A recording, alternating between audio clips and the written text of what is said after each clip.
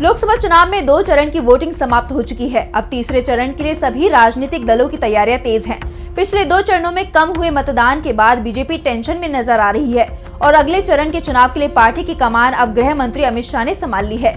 अमित शाह ने अगले 2 चरणों की 22 सीटों पर मंथन के लिए 300 कार्यकर्ताओं की बैठक बुलाई। गृह मंत्री अमित शाह एक्टिव मोड में नजर आ रहे हैं। उत्तर प्रदेश में ताबड़तोड़ रैलियों के साथ पार्टी कार्यकर्ताओं की बैठक भी ले रहे हैं। दरअसल पिछले 2 चरण के चुनाव में मतदान उम्मीद से काफी कम नजर आए, जिसके बाद बीजेपी के अंदर हार का डर दिखाई देने लगा है। खासकर उत्तर प्रदेश को लेकर बीजेपी काफी परेशान नजर आ रही है। पिछले 2 चरणों में यूपी की 16 सीटों पर मतदान हो चुका है, लेकिन मतदान के लिए काफी कम जनता पोलिंग बूथ पहुंची। माना जा रहा है कि मध्यम वर्ग में खास तौर पर मतदान को लेकर उदासीनता है, जिसके बाद बीजेपी को बड़ा नुकसान होते हुए दिखाई दे रहा है। पहले 2 चरणों की वोटिंग के बाद मिले फीडबैक ने भी बीजेपी की चिंता बढ़ा दी है। ऐसे में शाह ने यूपी में तीसरे और चौथे चरण की वोटिंग वाली सीटों के पार्टी कार्यकर्ताओं को बुला लिया। यूपी के मैनपुरी, इटावा और एटा में जनसभा से लेकर कानपुर में पार्टी के कार्यकर्ताओं की अहम बैठक बुला ली। इसके साथ ही गृह मंत्री पार्टी के अंदर चल रही अंतर्कलह को दूर करेंगे। तीसरे और चौथे चरण में मिलकर 22 सीटों पर मतदान होने हैं। इन 22 सीटों में मैनपुरी और कन्नौज की सीटें भी शामिल हैं, जिसमें कन्नौज से सपा प्रमुख अखिलेश यादव और मैनपुरी से उनकी पत्नी डिम्पल यादव चुनाव लड़ रहे हैं। इन सीटों पर बीजेपी को कड़ी टक्कर का सामना करना पड़ेगा, इसलिए यहाँ पार्टी का खास फोकस भी बना हुआ है। तो वहीं बूथ पर लगातार वोटर्स की उदासीनता बीजेपी के लिए परेशानी का सबब बन सकती है। इसलिए अमित शाह खुद मैदान में उतर गए हैं और आगामी चरण के मतदान में पार्टी की रणनीति मजबूत बनाने की कोशिश में जुटे हुए हैं। लेकिन अगर अगले चरण में भी परिणाम यही आए तो बीजेपी का फिर एक बार मोदी सरकार बनाने का सपना साकार होना मुश्किल दिखाई दे रहा है।